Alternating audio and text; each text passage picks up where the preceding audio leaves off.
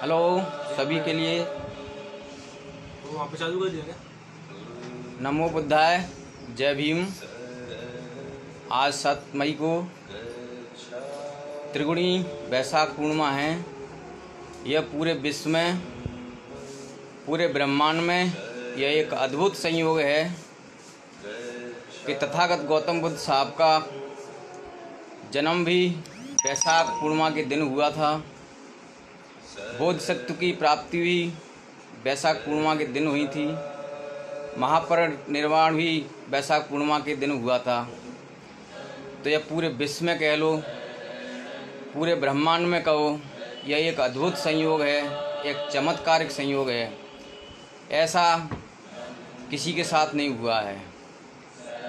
तथागत गौतम बुद्ध, जिनको पूरा विश्व लाइट ऑफ एशिया के नाम से जानते हैं, और यही वह एक महामानव हैं जिनको लाइट ऑफ एशिया के नाम से जाना जाता है।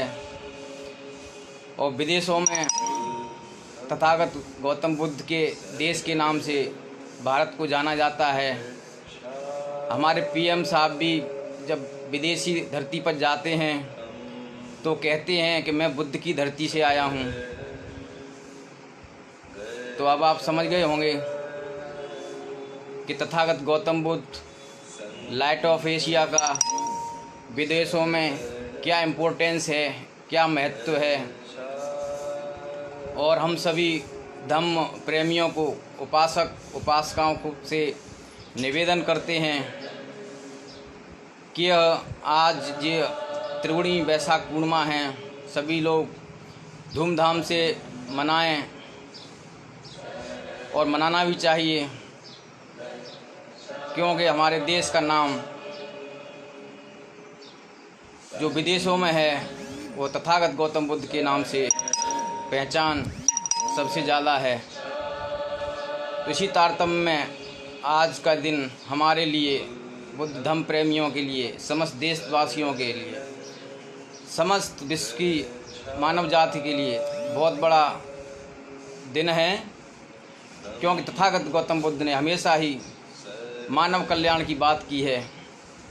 इन्होंने किसी आडंबरवाद, अंधविश्वास, पाखंडवाद की कभी बात नहीं की, मानवता की बात की है, प्रज्ञाशील की बात की है। तो हम सबका दायित्व है आज के दिन हम इस पर्व को, इस पावन पर्व को बड़े धूमधाम से मनाएं। जैसा कि आप लोग सब जानते हैं, वैशाख पूर्णिमा के दिन ही राजकुमार सिद्धार्थ के रूप में इनका जन्म हुआ था। लुम्बिनी, जो आजकल नेपाल में है, सालवन थे, वहाँ पर इनका जन्म हुआ था। इनके पिता का नाम शाक के राजा शुद्धोधन था, महाप्रतापी राजा थे। इनकी माता का नाम महादेवी या महामाया था।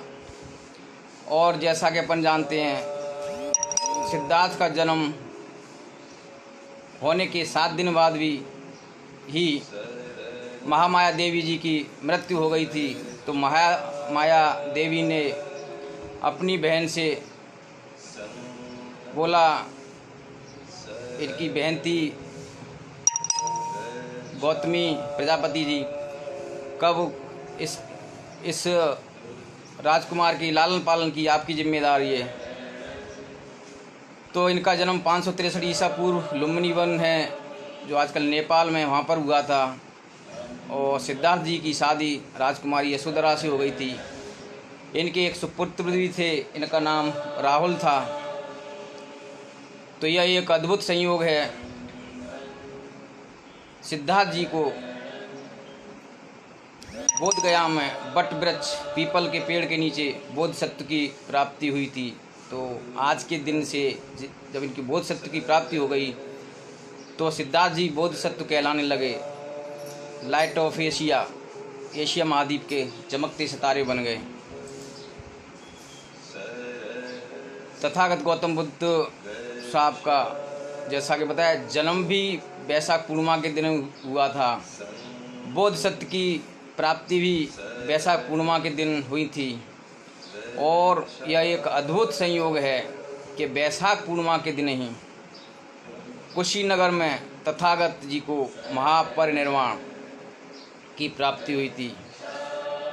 तो यह अद्भुत संयोग, जैसा कि मैं पहले बता चुका हूँ, यह अद्भुत संयोग केवल इस पूरे विश्व में, इस ब्रह्मांड में तथागत गौतम बुद्ध जी को प्राप्त है। वैशाख पूर्णिमा के दिन ही इनका जन्म होना, वैशाख पूर्णिमा के दिन ही इनको ज्ञान बोध शक्ति की प्राप्ति होना और वैशाख पूर्णिमा के दिन ही इनको महापरिनिर्वाण प्राप्त होना, यह एक अद्भुत चमत्कारिक संयोग है। पूरे विश्व में, पूरी वसुंधरा पर, इस धरातल पर यह एक महामानव थे जिनके यह अद्भुत संयोग प्राप्त है। जैसा कि मैं बता चुका हूँ, जन्म सिद्धार्थ के रूप में, बोधिसत्व ज्ञान की प्राप्ति गौतम बुद्ध के रूप में, महापरिनिर्वाण तथागत गौतम बुद्ध के रूप में, बहुत ही अद्भुत संयोग है। तो हम सबको और देशवासियों को और समस्त विश्व के लोगों मना भी रहे हैं, ऐसी बात नहीं है कि नहीं मना रहे हैं, सभी के लिए बहुत बहुत साधुवाद। जैसा कि मैं बता चुका हूँ, तथागत गौतम बुद्ध साहब का जन्म भी बोधिसत्व ज्ञान की प्राप्ति, बुद्धत्व या समाधि और महापरिनिर्वाण, ये तीनों एक ही दिन अर्थात वैशाख पूर्णिमा के दिन ही हुए थे। ऐसा किसी अन्य महापुरुष के साथ आज तक नहीं हुआ है। आज तक मानवतावादी, विज्ञानवादी, बौद्ध धर्म दर्शन से भगवान बुद्ध दुनिया के सबसे महान महापुरुष हैं। इसी दिन भगवान बुद्ध को बुद्धत्व की प्राप्ति हुई थी। आज बौद्ध धर्म को मानने वाले विश्व के 100 से अधिक देशों के 180 करोड़ से अधिक लोग बौद्ध धर्म को अपनाया है और वो धूमधाम से मना भी रहे होंगे, ऐसा मेरा मानना है। यह त्यौहार भारत, चीन, Nepal, Singapore, Vietnam, Thailand, Japan, Cambodia, Malaysia, Sri Lanka, Myanmar, Indonesia, विश्व के कई बड़े बड़े देशों में मनाया जाता है। तथागत गौतम बुद्ध के ही बिहार स्थित बोध गया नामक स्थान व बौद्ध धर्मावलंबी के पवित्र तीर्थ स्थान है। गृह त्याग के पश्चात सिद्धार्थ सत्य की खोज के लिए 7 वर्षों तक वन में तपस्या करते रहे थे। यहाँ उन्होंने कठोर तप किया और अंततः वैशाख पूर्णिमा के दिन बोध गया में बोध वृक्ष या पीपल के वृक्ष के नीचे उन्हें बुद्धत्व या ज्ञान की प्राप्ति हुई थी। तभी से यह दिन बुद्ध पूर्णिमा के रूप में मनाया जाने लगा। बुद्ध पूर्णिमा के अवसर बुद्ध की महापरिनिर्वाण स्थली कुशीनगर स्थित महापरिनिर्वाण विहार पर 1 माह तक मेला लगता है। एक बहुत बड़ी बात है। आप सभी जितने भी लोग मेरे को ऑनलाइन देख रहे हैं, सभी को साधुवाद, सभी को धन्यवाद। श्रीलंका व अन्य दक्षिण पूर्व एशियाई देशों में इस दिन को वैशाख उत्सव के रूप में मनाते हैं, जो कि वैशाख शब्द का अपभ्रंश है। इस दिन बौद्ध अनुयायी घरों में दीपक जलाते हैं, फूलों से घरों को सजाते हैं। विश्व भर के बौद्ध धर्म के अनुयायी बोध गया आते हैं और प्रार्थनाएं करते हैं। इस दिन बौद्ध धर्म ग्रंथों का पाठ किया जाता है। विहारों व घरों में बुद्ध तथागत गौतम बुद्ध की मूर्ति पर फूल फल चढ़ाए जाते हैं और दीपक जलाकर पूजा करते हैं। बौद्ध वृक्ष की भी पूजा की जाती है और उनकी शाखाओं को हरा व रंगीन पताकाओं से सजाया जाता है। वृक्ष के आसपास दीपक जलाकर इसकी जड़ों में दूध व सुगंधित पानी डाला जाता है। आप लोग सभी ऑनलाइन हैं, आपके लिए बहुत बहुत साधुवाद। राहुल यादव जी, सूरज जी, रजनी शाक्या, विजय कुमार, राजेंद्र नाटा जी, ग्यामर तांचेंग, ये हमारी ऑफिस के हैं। ग्यामर तांचेंग जी ये तवांग से हैं, जो इंडिया चाइना का बॉर्डर है वहाँ हम गए थे, तब मिले थे। वैसे ही हमारी ऑफिस में ही काम करते हैं। ग्यामर तांजेंगी को बहुत बहुत साधुवाद। हम मिले थे इनके साथ, हम इंडिया चाइना के बॉर्डर भी गए थे घूमने के लिए। तो ग्यामर जी को बहुत बहुत साधुवाद। इस बुद्ध पूर्णिमा के दिन किए गए अच्छे कार्यों से पुण्य की प्राप्ति होती है। पिंजरों से पक्षियों को मुक्त करते हैं व गरीबों को भोजन वस्त्र दान किए जाते हैं। दिल्ली स्थित जो बुद्ध संग्रहालय है, इसी दिन बुद्ध की अस्थियों को बाहर प्रदर्शित किया जाता है। जैसा यह मेरा सौभाग्य है, इस बुद्ध विहार को मैं देख चुका हूँ। इस बुद्ध विहार की ज़मीन को बिरला साहब ने उस समय दान दिया था।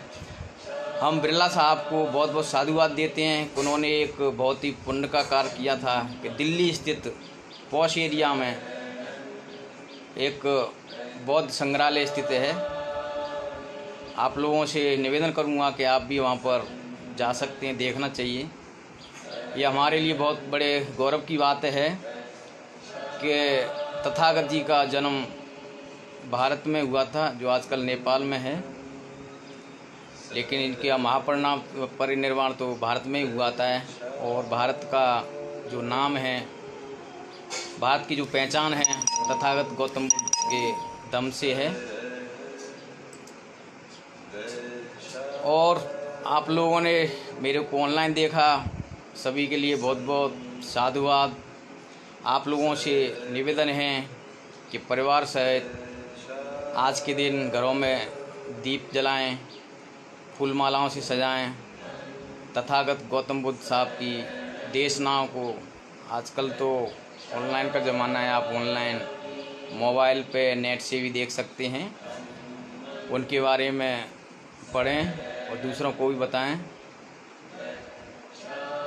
और आज का दिन मेरे लिए तो मेरा पूरा परिवार इस अद्भुत संयोग को एक त्यौहार के रूप में मना रहे हैं। और आप लोगों से भी मैं निवेदन करूंगा कि आप लोग इस पावन पर्व को, इस त्रिगुणी वैशाख पूर्णिमा को एक त्यौहार के रूप में ही मनाएं। क्योंकि भारत देश में त्यौहार तो बहुत हैं, लेकिन अब हमको सोचना है हमारे पूर्वजों को जिन्होंने गुमराह किया था। अब हम पढ़ लिख करके आजकल बहुत अनेक, तो तथागत गौतम बुद्ध जी जैसा कि मैं कह चुका हूँ, उन्होंने कभी भी अंधविश्वास, पाखंडवाद से समझौता नहीं किया था। उन्होंने हमेशा मानव कल्याण की बात की है। और यह भारत देश में जो कुछ बौद्ध धर्म प्रेमियों के साथ हुआ था, तो हमारे बनते इधर उधर छिपते हुए विदेशों में पहुंच गए। तो विदेशों में यह बौद्ध धर्म बड़े ही मात्रा में फैल गया है। जैसा कि अपन देखते हैं, चाइना है, जापान है, कंबोडिया है, थाईलैंड है, इन देशों में बौद्ध धर्म के प्रेमी व इनकी देशनाओं को अधिक माना जाता है। तो वो देश कितने विकसित हैं, यह हमारे लिए बहुत ही बड़े दुख की बात है कि जिस धर्म की स्थापना भारत देश में हुई, उस देश में ऐसे तो हैं लेकिन बहुत कम हैं। लेकिन नई पीढ़ी है, उनकी समझ में आ रहा है, वह इस धर्म के प्रति अपना झुकाव है। और जैसा कि अपन जानते हैं, भारत देश से इस धर्म को समाप्त किन लोगों ने किया था, आप लोग इतिहास में झांक कर देखें। और हम साधुवाद कहते हैं डॉक्टर भीमराव अंबेडकर साहब का, जिन्होंने 14 अक्टूबर 1956 को बौद्ध धर्म ग्रहण करके जो बौद्ध धर्म इस भारत देश से विलुप्ति की ओर था, उसको पुनर्जागृत कर दिया है। तो हम सबको डॉक्टर भीमराव अंबेडकर साहब का शुक्रिया अदा करना चाहिए, क्योंकि उन्होंने इस धर्म की पुनर्स्थापना की। और यह बाबा साहब जानते थे, जैसा कि उन्होंने बोला था कि वो अलग अलग धर्मों में जाना चाह रहे थे, लेकिन उन्होंने सब सोच विचार करके जो भारत के वंचित लोग हैं, दबे कुचले लोग हैं, जिनको अपन कहते हैं, उनका साथ अगर दे सकता है तो सिर्फ बौद्ध धम्म ही दे सकता है। वहाँ पर किसी प्रकार की जात पात नहीं है। यह धम्म हमेशा मानव कल्याण की बात करता है। इसलिए डॉक्टर B.R. अम्बेडकर साहब ने बौद्ध धम्म को ग्रहण किया और उनके उस समय 14 अक्टूबर 1956 को 8.5 लोगों ने धम्म परिवर्तन किया था। यह विश्व का एक बहुत बड़ा धम्म परिवर्तन था, क्योंकि इससे अधिक संख्या में आज तक किसी ने धम्म परिवर्तन नहीं किया है। तो मानव कल्याण हित में, समाज हित में बाबा साहब ने जो उस समय काम किया था, आज हम उसको देख पा रहे हैं। तो जितने भी बौद्ध धम्म प्रेमी हैं उनको मैं साधुवाद कहता हूँ। आप लोग मुझे ऑनलाइन वॉच कर रहे हैं और मैं तो यही कहूँगा कि आप लोगों ने इतना समय दिया, मेरे को सुना। तथागत गौतम बुद्ध साहब की जो देशना है अभी मैं आपके लिए प्रस्तुत करूँगा। करीब 2 बजे करीब फिर मैं ऑनलाइन हूँगा। तब तक के लिए साधुवाद, धन्यवाद सभी का। Thank you.